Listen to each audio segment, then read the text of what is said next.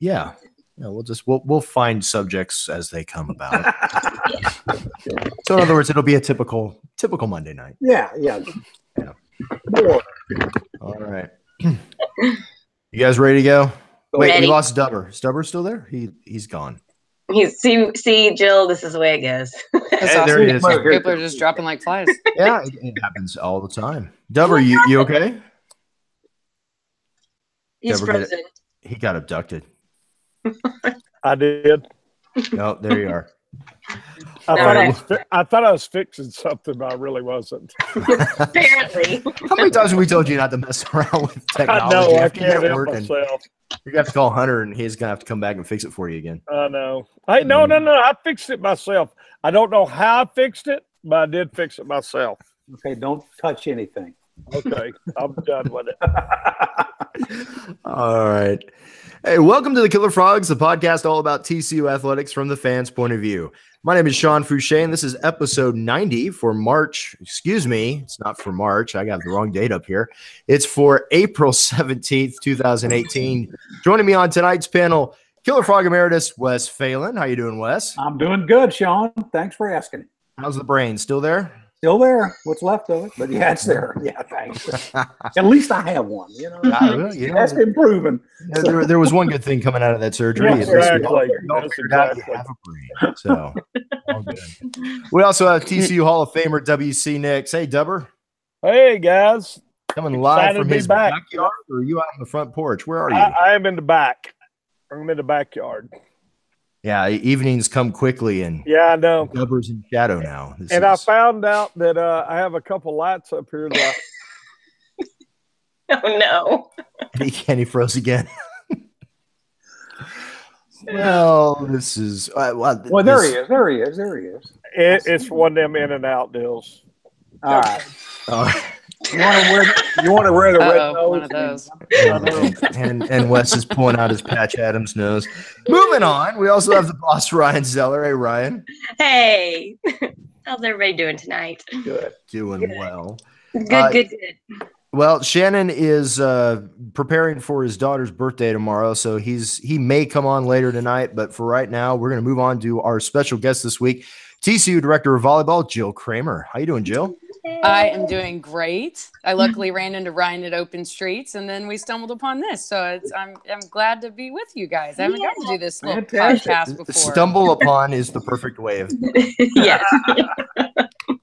Well, we used to have you on our old show at Roosters, and it was always great. But we switched formats here, which is a lot easier for everybody. Yeah. And glad to have you on. Yeah, no, I love it. Good to see you guys again. Good to see you. Correct me if I'm wrong. I think last time we talked at Brewster's, you mentioned that you have a bit of a shoe collection. Oh, yeah. Oh, you're right. Yeah, no, I do. And it keeps getting bigger. So that's the first thing I noticed this year when I went to volleyball. The first thing now that's in your brain. So right when I walk in, the first thing I look at had to check out the shoes. Lots of brain jokes. I know, and my wife did say she does have a shoe collection. Very nice. Yeah. Have you been talking to my wife? Because I think y'all have something in common with these shoe things here. So, Jill, what size do you happen to wear? Would it be anywhere near a 6? Oh, no, like almost twice that. It depends on the shoe. Darn. It depends on the shoe. Ryan was hoping. Every shoe's a little bit different. Every toe box has a little bit of a different size. So it just kind of depends. Well, darn. Yeah. Oh, well.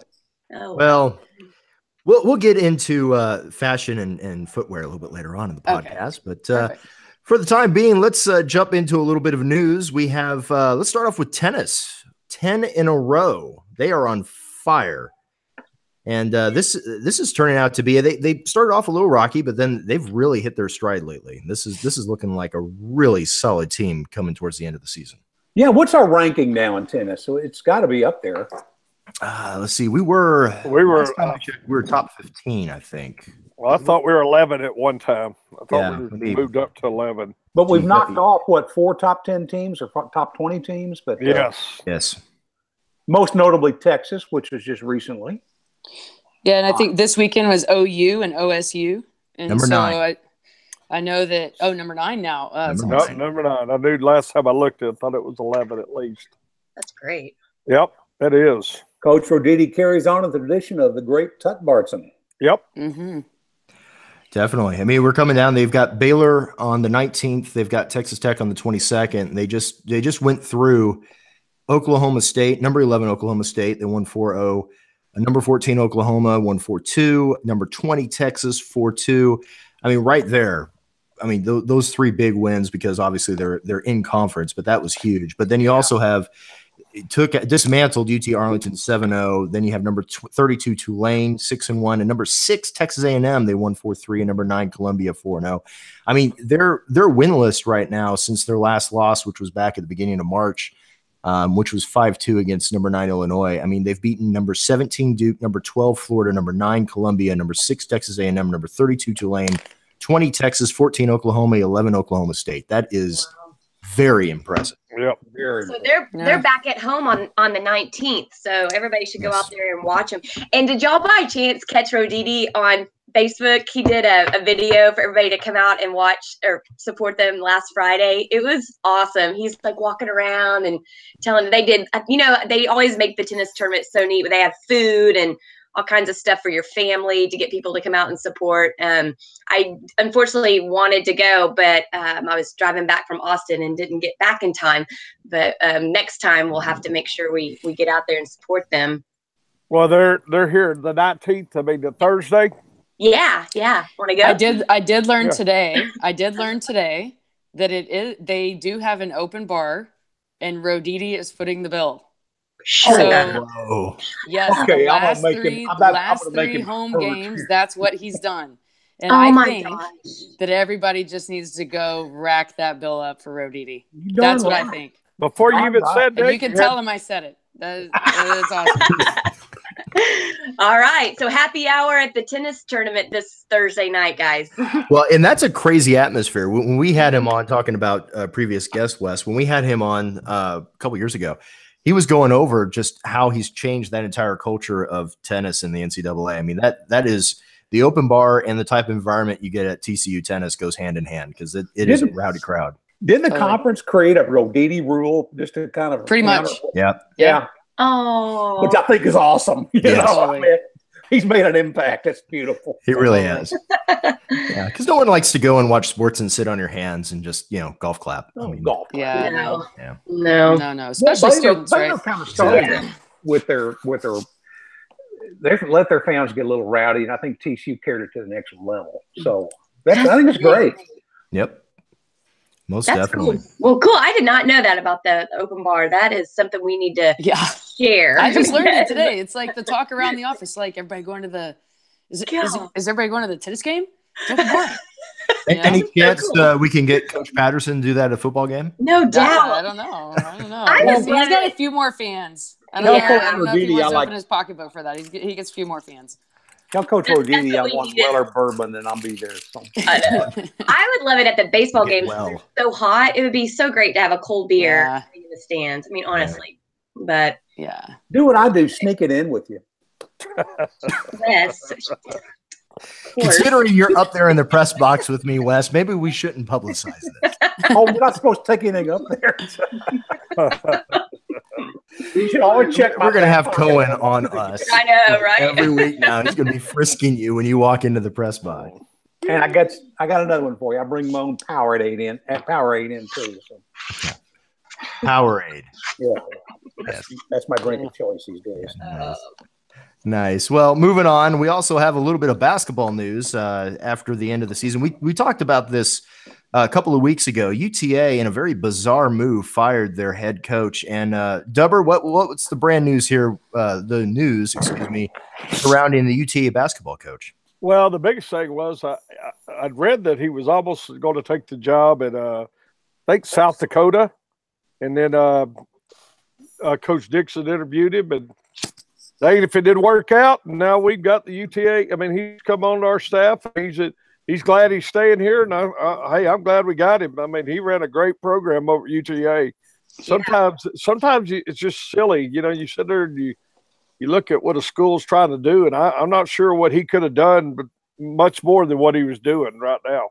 No, because I don't think he got anywhere near the support he gets at TCU or Dixon gets at TCU. But they, I think they did build a new basketball arena, didn't they? But yeah, they did. Yeah. Okay. Because they used to play on kind of a stage. Yeah. It was a bizarre basketball environment. But they've made postseason. They went to the NCAA. It's Coach Scott Cross, if you don't know him yet, Frog fan. So, I mean, he went to the NCAA tournament in 2008. Yeah. He made the NIT twice since then, the CIT twice. So, and they've also won their championship, I think, about 3 or 4 years while he was there. So, I mean, he's done more to kind of elevate basketball at UTA than I think anybody's done in a very long time. In that no doubt about it. Now, well, of course, we'll miss. I hope we maintain that Australian and New Zealand connection for recruiting because what was it? Coach Patrick was bringing in some players from down under in New Zealand, and you know, he's the one that generated all that. Hopefully, we can keep that pipeline going. But you know, I'm kind of favored toward the Aussies anyway. So, okay, yeah, I'll go down there. I can go down there and find a few if you want me to. So. Yeah. You know, Rima and I went to the women's basketball banquet last week, and I'd never been before. How was that, by the way? Well, I'll tell you, those tall girls wore 6-inch heels. Yeah. So they were even taller. It's hilarious. That's okay, Ryan. You could just put your neck stretching thing on. I know. I was like, my neck. But I tell you what, if you know that her team, your team too, Jill, the prettiest girls and just classy, elegant girls. It's hard to believe they get all sweaty and play sports, you know, because they're neat when they get them all dressed up. They're just beautiful. So it was really, really, it was awesome. I loved it. And they served chicken and waffles, which was really did. Oh, great. I couldn't believe it. I was like, wow, that's great. You can tell you're in the off season when you get served chicken and waffles. Well, wish I'd known that. I would have gone up there. I know, right? And so, but the best part of the whole night was Reagan got up there and rapped. So that's awesome. Yes, and I put it out there on KillerFrogs Facebook. So if you don't follow KillerFrogs, go ahead and follow it. And I videoed it and put it out there. She does a mic drop at the end and everything. It was so fun. She did a good job. I mean, I'll put that in the show notes. I know. Yeah, I do. It's hilarious. So it was just really, really good. The videos that they did were all really good behind the scenes. When they went to the NIT tournament, all the stuff that goes on behind the scenes is just, it's really, there's so much more to all these sports than what we see out on the field or on the court. They're truly a family and they love each other. And it's really neat to see that when you're with a team other than watching them play. So I enjoy that. Yeah. Good.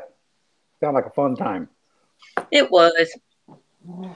Well, let's move on and let's talk a little baseball for a moment. We just got done with Kansas, a series with Kansas where we have 1-2 and the last game got canceled.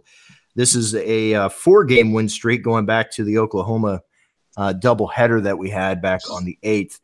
And I don't know, what do you guys think? I know it's Kansas, but what do you guys think about baseball so far? I think Kansas has got to have the worst pitching in the world. I've never seen anything like that in my life.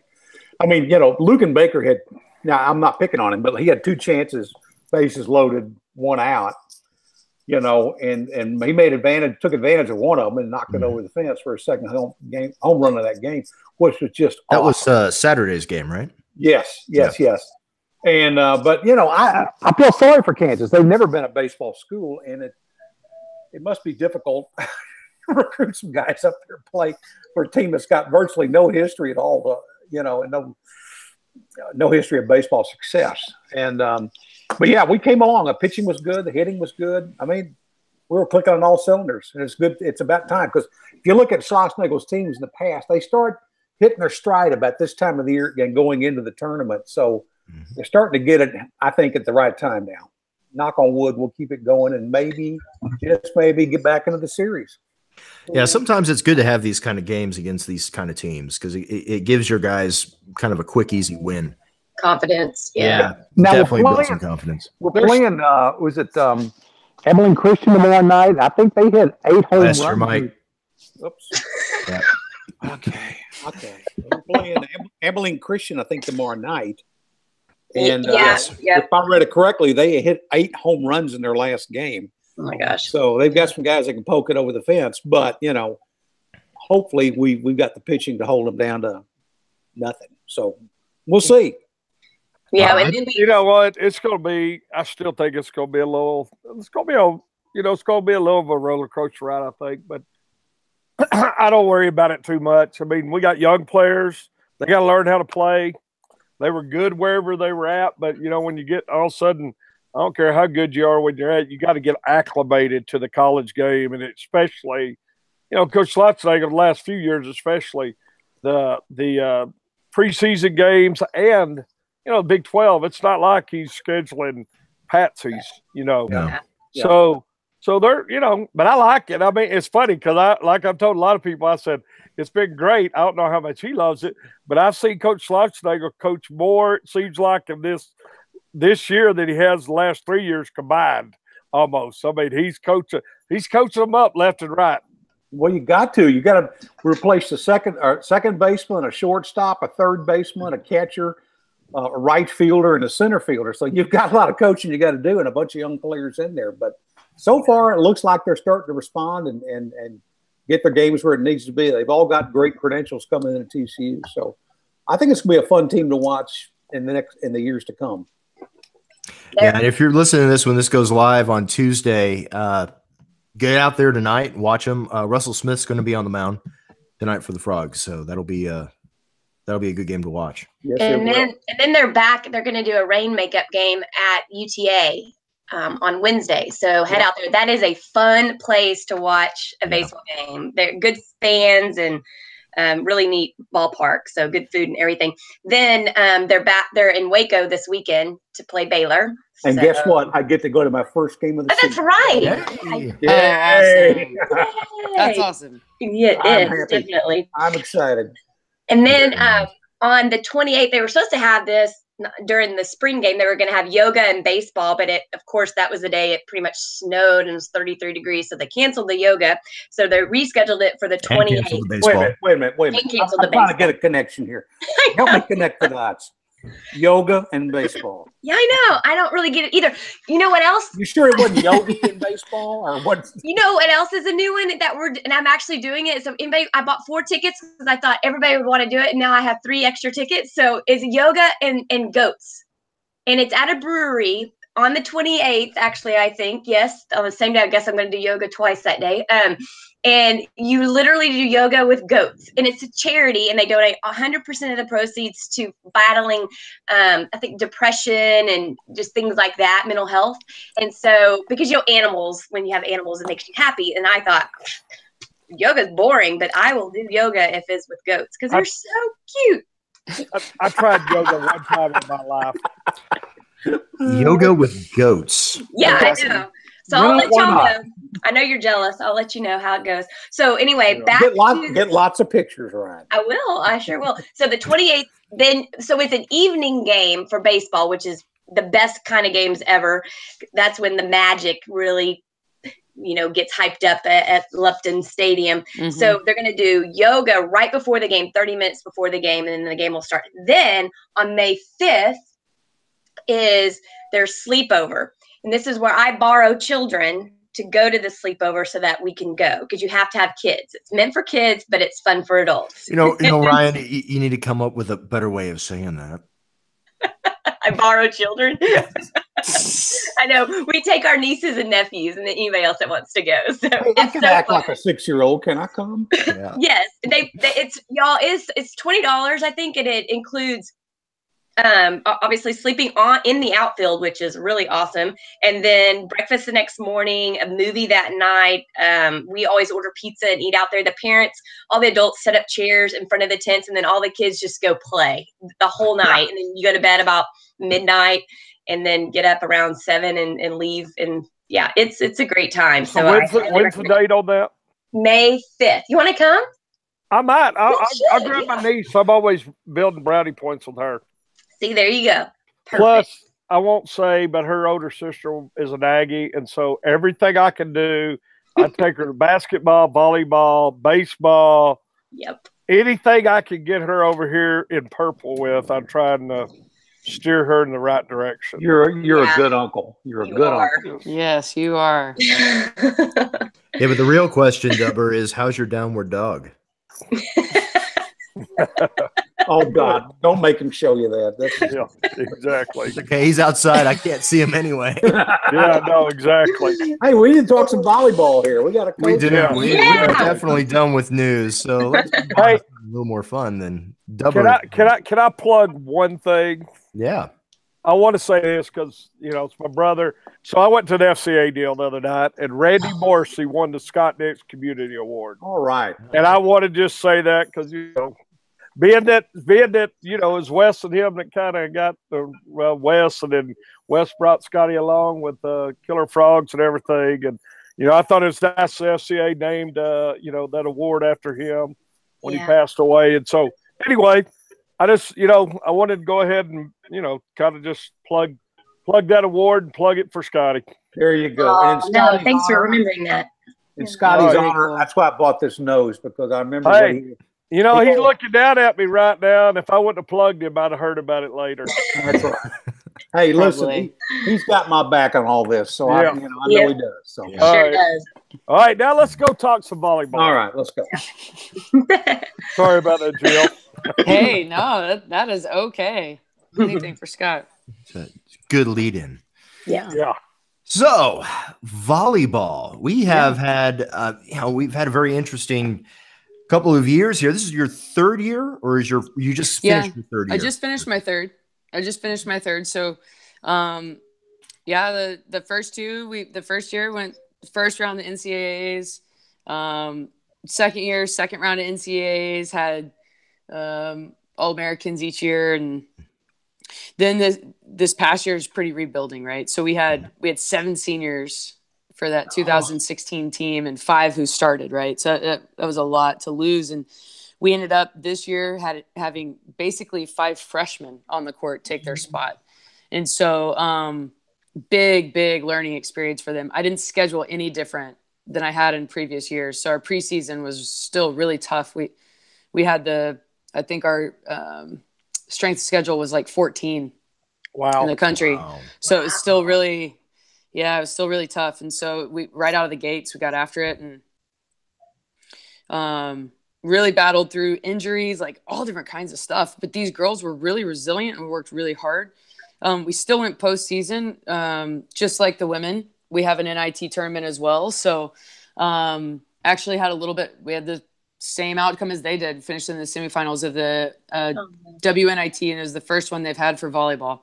So it was cool for the team to be a part of that, and a really, really great experience for them to know what postseason feels like, because some of them hadn't played the majority of them hadn't played in postseason before. So for their bodies to get to go through that was really good. So, Coach, what is your scheduling philosophy? Do you like to front load the schedule with some really tough teams to get the experience against those types, or do you put a few patsies in there that you get some quick wins, or what? How do you like to look at that? My first season here, we only had a couple of tough matches in the preseason, and we were building a culture, and we just wanted them to have success on the court so they would feel comfortable. The next year, the second year, we had the toughest strength schedule in the country. Wow. Number 1. That's what got us into the tournament. And so so many seniors on that team, right? And lots of experience. And I felt like they deserved that schedule, that they could beat those teams, so we did that. This past season, I really didn't back off, and I could have, but I really didn't want to. This season, we play a lot of the same teams, and really my philosophy is, I think, a little bit like Jamie's. We play a lot of teams that are going to go win their league or win 20 games, and the names might not be flashy, but I think it's this way in basketball, but I'm not positive.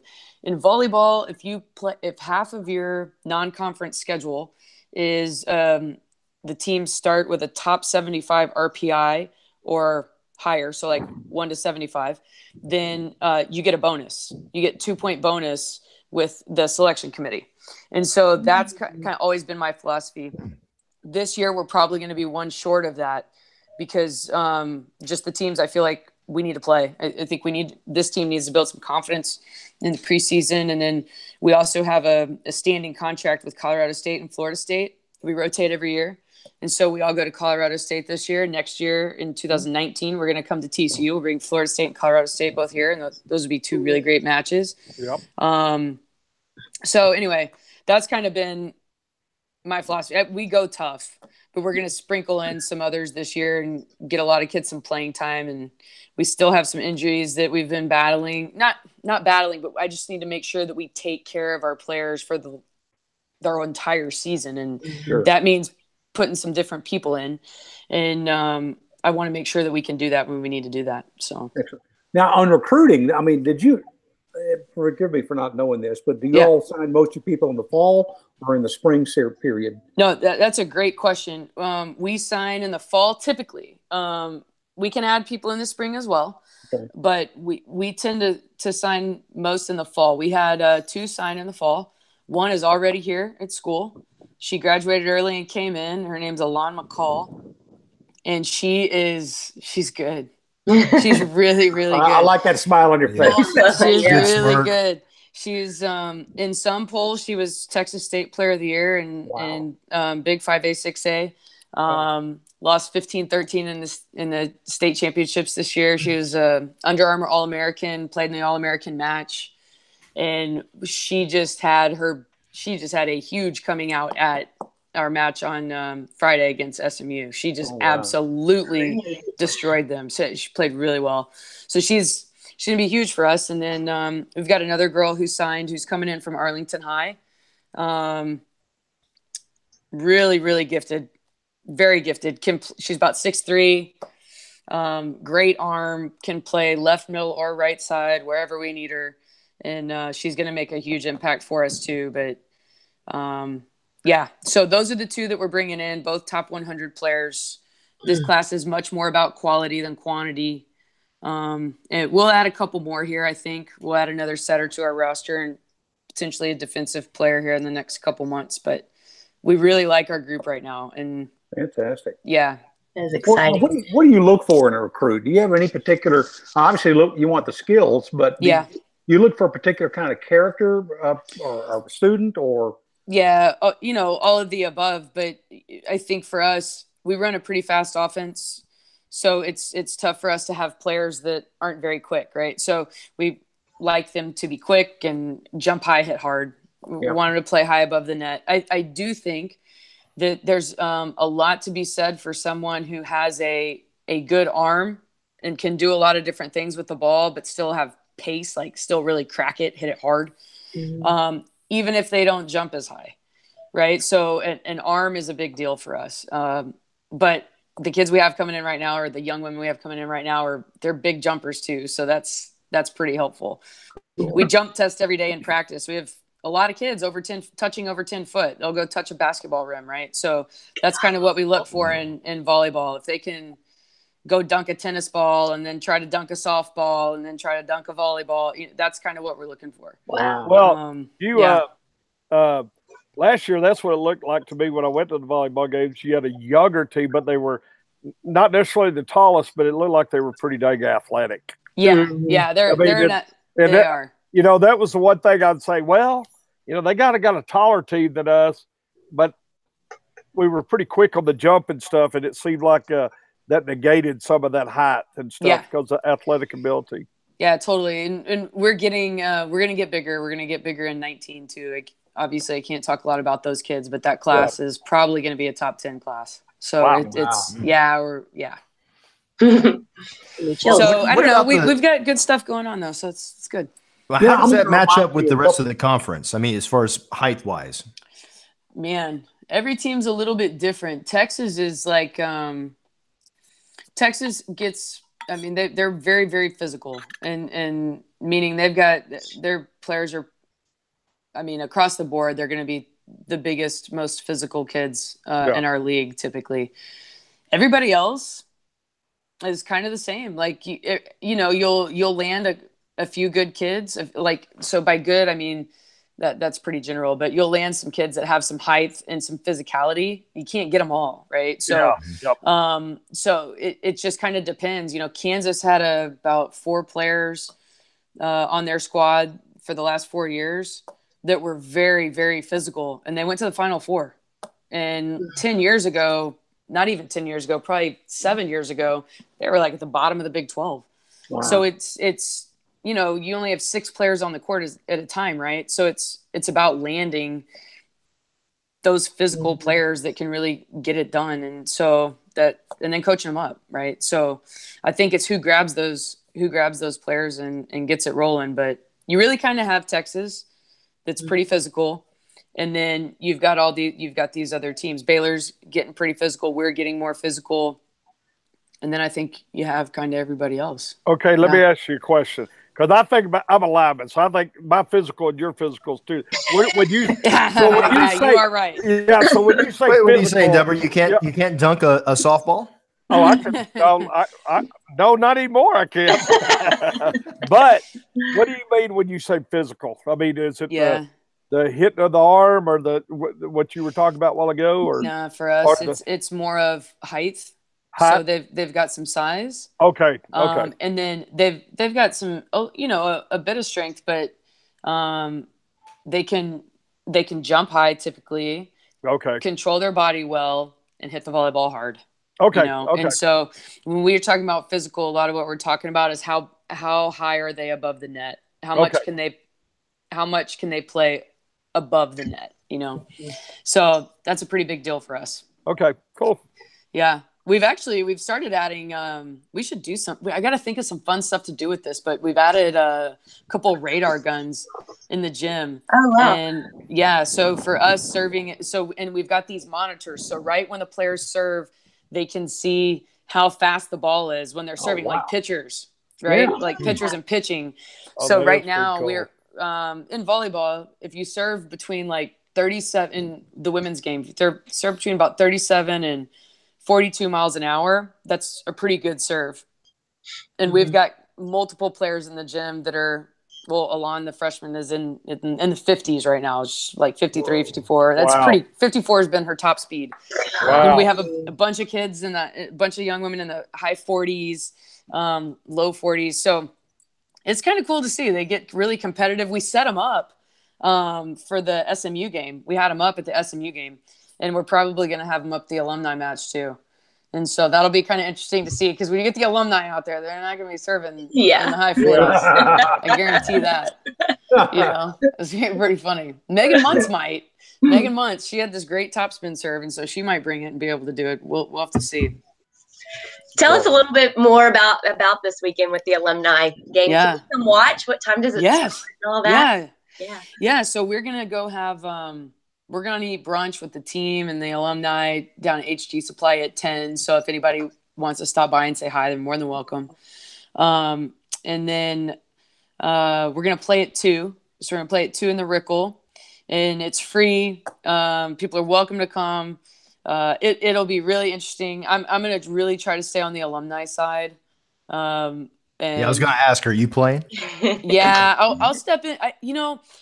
I could have played last year. It's just, when everybody comes into town, if I'm out there playing, I take somebody's spot, and I can get out there and play with the girls anytime, right? So I really want to allow the people who are coming back and traveling back to get out there with them. But I will get out there if time allows. Yeah. Cool. But now, go ahead. Go ahead. Do you now you've got, of course, the beach volleyball program going, and do you have many girls transition from indoor volleyball to the beach, or play both sports? Or yes, this year we didn't, and it was only because we were, like I said, we were so young. So we really needed our team, a whole indoor team together in the. I mean, imagine if you take any other sport, you take football, right? And you've got these freshmen that have played, and instead of playing with the full football team, Coach P didn't have them for the spring, and they went and played 7-on-7 for another coach. Yeah. That's not going to help their football team very much. Yeah. It's kind of the same thing. Yeah. And so I think, at one time getting it going, we had we had players doing both, and it was almost like we go on a spring break trip for a week and our indoor team plays, and it's a nice little holiday for them, and they're playing beach volleyball, right? Well, now this is a competitive thing, right? It's a fully funded sport. They've fully funded with scholarships. They're going to be fully funded with coaches. And so we will have players play, but it'll only be when they're old enough and they've learned our system and they've been around our team enough to really know what's going on. And they won't be missing out, you know? Yeah. I got a real education because I can't remember the gentleman's name. It was the first beach volleyball coach, but I interviewed him one time, and I was stunned to learn that there's different. I guess there was a lot of thought and time and effort put into selecting the sand that you put. There was actually, and there was a ton. Oh, I thought sand is sand, No, it's not. Apparently not. No. And I'll throw you another one. I was talking to Coach Siebesma once, and he was talking about fast water and slow water. I said, whoa, time out. Richard, fast water? And he explained it all to me. It's the rebound effect as you're going through the lanes, and it comes back, and the water. And I never knew that. But, I thought that was fascinating talking to the beach volleyball coach. And then, of course, Coach Siebesma about fast sand, slow sand, saying they could jump in, saying that's real, you can't jump in. And it was interesting. And it shows that there's a lot that goes into that sport that flies under the radar. People don't think about. Totally. It's such a fun sport to watch too, you know, and they're young as well. Like they're in the third year of the program, and Hector's doing Hector Gutierrez is our head beach coach. He's doing a phenomenal job. So it's just, beach is just it's such an interesting sport, and it's got such an interesting dynamic in NCAA athletics because it's similar to indoor volleyball, but it's not indoor volleyball. Like they're also very, very different. And so you see a lot of the team being fifth-year students that still have 1 year of eligibility in another sport. They've played 4 years of indoor, and they could still go play 1 year of another sport somewhere. And beach makes the most sense. So we get a lot of fifth-year students that come in and play, or maybe even some of our own stick around for a fifth year and play. So Jillian Burgesson, who was one of our seniors last year, is playing her fifth year right now of beach and just finished up her career. So you see that kind of stuff happen a lot. Now, it's a nice opportunity for the girls to get their masters as well. If you remember back to your first visit on the Killer Frogs Hour, you challenged Scott and I to I did a beach volleyball. Yeah, of course, obviously Scott can't make it, but you could throw that invitation to Dubber here, and I can go out and take him on. 100%. He's got a speedo. If you guys come out Saturday, we'll head out there. Only if it's slow sand. Only slow sand. Hey, I need quicksand, basically. That's what. No, I can definitely confirm that I move slowly in this sand. So I can confirm that. Actually, Wednesday, we've been taking about a day a week or a day every other week for our indoor team to go play in the sand. So on our Wednesday practice will be outdoors on the sand courts at the Rickle. So that's a good conditioning tool that you use. Oh, it's great for conditioning. It's great for conditioning, and they get stronger, because you're moving on that uneven surface and all kinds of stuff. So it's good to do every so often. Definitely. Cool. Fantastic. What time do y'all practice on Wednesday? Wednesday we're going to be out there from 2:30 to 4:30. Okay. That would be fun to watch. I went to my first sand volleyball game this last year, and I love watching it in the Olympics. That's one of my favorite sports during the Summer Olympics. And so I had never seen it at the college level, and it's very dynamic. And you have so many matches going on at the same time, which is really fun as well. So it was a good atmosphere. You almost feel like you're at the beach, almost. Almost. I tried. I kept telling them, look, we need a little saltwater lap pool over here by the sand courts. We have all these girls from California that are coming. We need a little saltwater pool. But I couldn't get that one done. And an open bar. There you go. Totally. I'm telling you, they bring the purple truck out there too, and it's a great environment. Yeah. For beach, it's a great environment. So I know that they're going to host more events next year. I think they're going to have 3 home tournaments. So good. That's the other thing I didn't realize how it's set up. They're not home very often. No, that's weird. But so you really got to go when they're in town. So yeah, you do. They'll only have. I think they'll have 3 next year plus their scrimmage. Okay. So that's good then. Yeah. Yeah. Well, Ryan mentioned the Olympics, and that's pretty much my exposure to Sam volleyball as well. Yeah. Do a lot of the Olympic team members come from the ranks of college, or is there like an outside kind of like select kind of club beach volleyball club? You or know something what? Like that? I think you're going to make a little segue to something that you didn't even expect. So we have a TCU alumni who, Irene Hester, her and her sister Kristen came to school here and played indoor. And they were on that 2009 team that went to the NCAAs for the first time in volleyball. And so Irene decided she wanted to try her hand at beach. And after she was done with her indoor career. And so she went to California and she did that.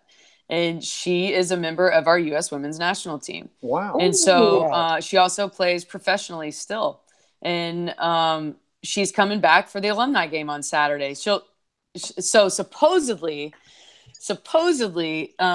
like a year or two before I got here, she just like single-handedly annihilated the indoor team in the alumni match. So I'm going to see if she's going to be true to form on this one too, you know? All right, so, that's going to be my partner in beach volleyball. Yeah, there you go. That's what I want right there. Gobber, you don't want me? Come on, man. She will love that.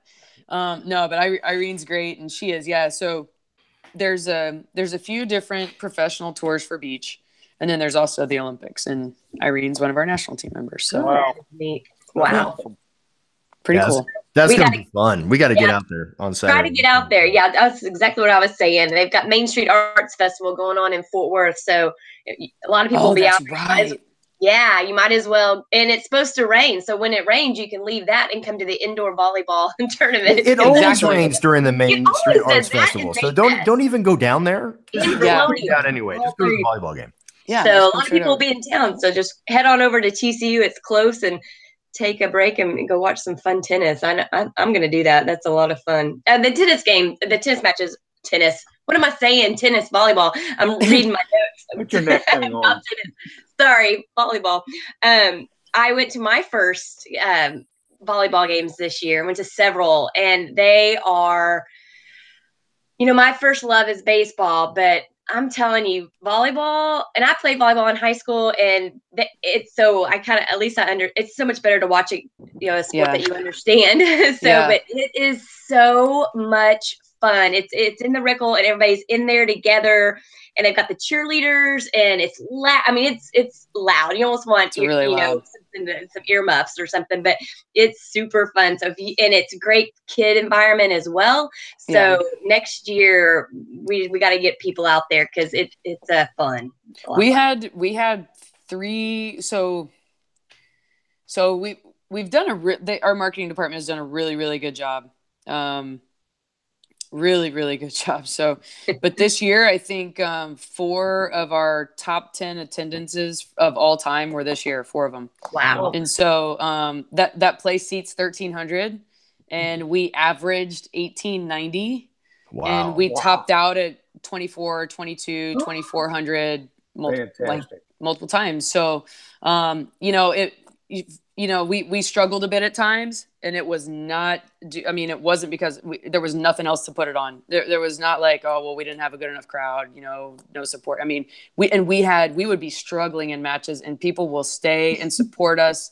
And those little girls at the end of the matches, the autograph line for our team will last like 20, 30 minutes. Like those kids just love it. And so such a great place to play because the support is there all the time, no matter what. And the team definitely realizes that, and they're working their butts off right now. I'm telling you, in our match Friday against SMU, it legitimately looked like a team in season versus a team out of season. That's what it looked like. Like we played I'm good friends with the head coach, Lisa. She's been there.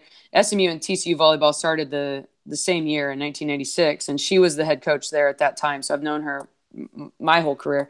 Mm-hmm. And so, we were deciding, hey, because in the spring you can kind of do whatever match wise, it doesn't count on your record and all that. And so I said, you want to play 3 out of 5? What do you want to do? She said, yeah, let's just play 3 out of 5 match. And we decided if someone swept that we would still play a 4th set to 15 so we could get more playing time. And we absolutely swept them. And then in the fourth set, played everyone. Our starter played everyone else, and we still beat them. So didn't skip a beat. And it's all the hard work they've put in. They've worked really, really hard, and it's cool to see them grow up. No doubt. That's awesome. Yeah. Gosh. Well, it's also good when you got a coach that believes in you and doesn't take it easy on the scheduling. That's true. And we don't. Yeah. And we won't. Now, Jill, are y'all doing, to kick off your season, are you doing similar to the girls basketball, how they do a ice cream social? Are y'all doing something similar? Yeah. We last year we had a purple white scrimmage, and we had like a little get together, like an X's and O's type of thing. Yeah. Before we did that for our side out club, and we did that for we have adopted have you ever heard of the KillerFrogs? Yes. We try to do a lot with the KillerFrogs now, and man, I love them.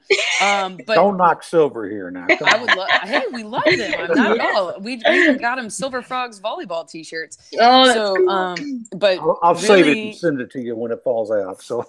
Oh, very good. Put it like in a little box, right? A little box, and I can keep it on my desk. He still has that biohazard bag. Right. Yes. Oh yeah. But I'd like to open it up. I'd like to open it up and invite everyone who wants to come. Yeah. And have an X's and O's for everyone. We would love that. We're there for you. We'll definitely support you in getting people there. So we'll just stay in touch as the time grows closer. And definitely, that'll be in August. So it'll be around the time football is starting. We usually do it. I want to say it's the Saturday before the Fan Fest day or whatever for football. I think it's a Saturday before that, but I'm not. Okay. Good deal. Yeah. We'll be there. So awesome. Good. Yay. All right. So everybody remember, come out to TCU on Saturday at 2:00, right? 2 o'clock. Yeah, 2 o'clock. The alumni team play. That's pretty exciting. That'll be fun. Who's the oldest, do you think, that's coming? Do you Well, that would be me. I was the first one on the team, so that would be me. I'll definitely be the oldest. I think she knew that, really. Which Jill is young, so I'm the oldest. They're gonna, if I step on the court, it's really like the girls, the team, they just start hitting the ball at me every time. They don't. There is no mercy there. So if I step out there, they're gonna. If they start to play poorly for some reason, I'll probably get on the court, and then they'll play on the other side of the net, and they'll play a whole lot better, guaranteed. No doubt about it. Oh, good! I can't wait to see this. That'll be fun. Yeah. So that's a sign of a good leader. Taking one for the team. Exactly. When your troops want to take you out. Well, that is fantastic. We're really excited for you. I mean, we were excited when Scott told me that Del Conte hired you on to be the volleyball, because you were there when Ryan and I were both at Enchanted when we were at TCU, and so I was really excited about that. And so it's been good to kind of see this journey of yours in the first 3 years, and we're looking up for the next season. It's gonna be a lot of fun. Yeah, I think so too. I'm excited. Well, moving on, we got a couple other small little things to tie this up, and we're kind of coming to the end of the podcast. Real quick, Wes gave us some breaking news on football recruiting. Wes, you want to take it away? Yeah, we've got another four-star quarterback who's committed to us, Max Duggan from Iowa. Wow. Not normally our recruiting base, but a four-star quarterback's four-star quarterback. Mm-hmm. And in our system, they get hurt every once in a while, so you got to have some talent there. And I think he was recruited by Michigan, Ohio State, of course, Iowa. Iowa State probably was in there pitching for him, and Notre Dame. So, if you've seen the video on him, he looks like the real deal. And in the tradition of Andy Dalton, he's a redhead. So, yay! Whoever said gingers can't play football was wrong. So we got us another one, folks. It's an embarrassment of riches, but you're right. At quarterback, you can't have too many of them. No. Nope. Got to take one every year, and the more stars you get, the better off it is. Absolutely, that position. Yep. And that filters down from the top, right, Dubber? I mean, when you see in a class that they've secured a really high ranking quarterback, that's got to filter down to the rest of the offense. Makes other people want to come. Sure. Good players kind of bring good players. They all want to congregate together.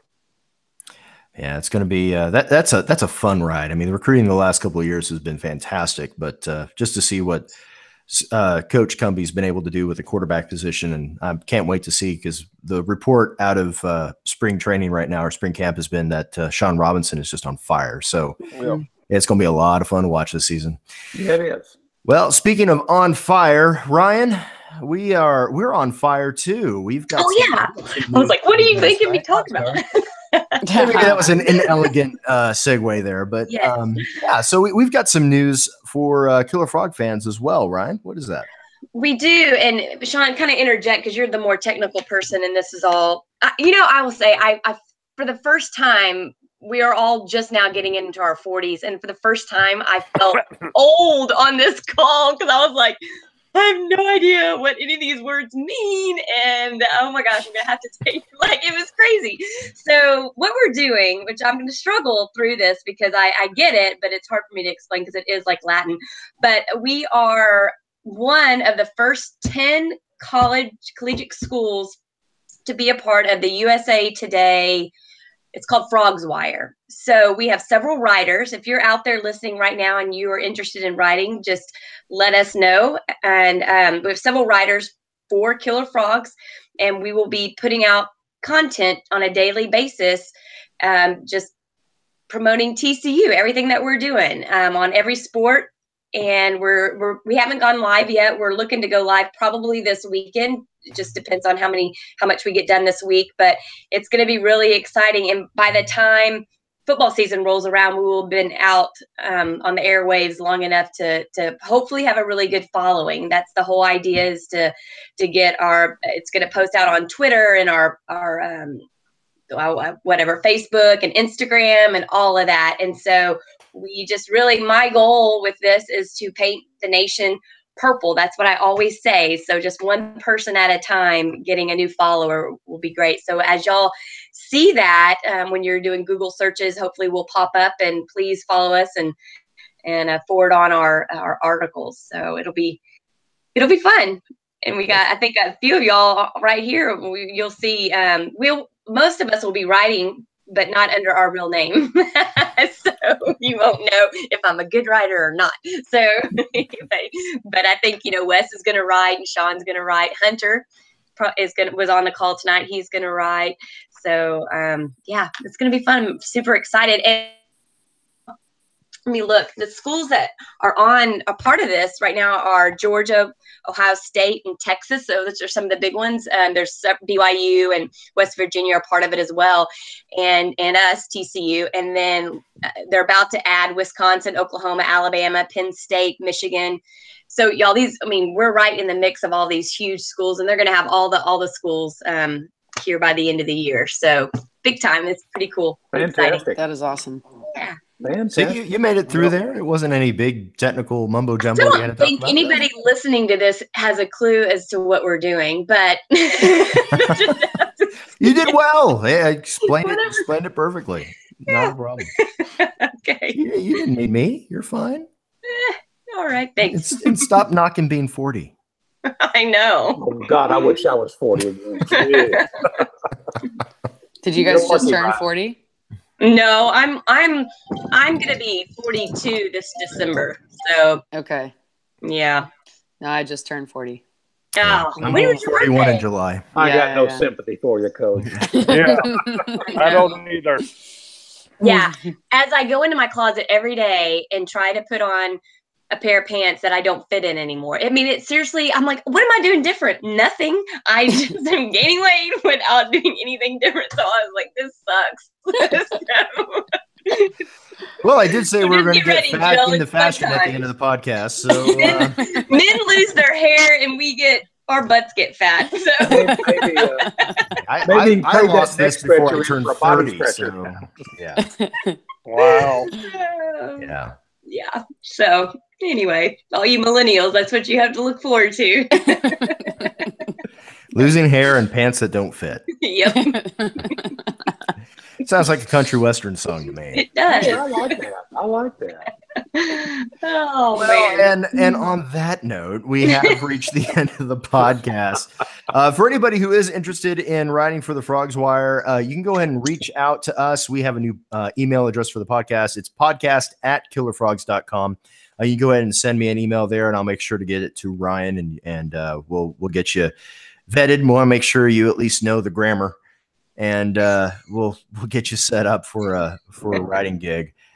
You can also reach out to us if you want to listen to the podcast. We are on iTunes, Google Play, and Stitcher, pretty much anywhere podcasts are available. We're also opening up our YouTube live. So every Monday night, if you want to come out and watch us do this podcast live, you can go ahead and reach us on our YouTube channel. Of course, you can always reach us on social media. We're on Twitter and Instagram at @killer_frogs. That's @killer_frogs. Or on Facebook, facebook.com/killerfrogs. And of course, you can always go to killerfrogs.com, sign up for a free account, and discuss TCU athletics with the rest of us knuckleheads. And with that, we have reached the end of the podcast. It's a time where we all get the frogs up and we get to say, Go Frogs! Go Frogs. Go Frogs. All right. Thanks a lot, Coach. Really appreciate Yeah. it. Thanks for having me. Jill, it was fun. Yeah, it was. We'll see you Saturday. Yeah, next Okay. time I promise we'll get into more shoes. Oh, please. Yes. Yeah, you need I'm to going to hold you to that. show them. You just I'll bring. I'll show you what we can get into my shoe collection next time for sure. Awesome. Thanks. All I No got to do problem. is walk through my wife's closet. I can see. All right. Send some riders my way, Jill. We'll get them. I will. All right. I Cool. will. Thank you. Yeah. Good night, all y'all. Night, guys. Good night.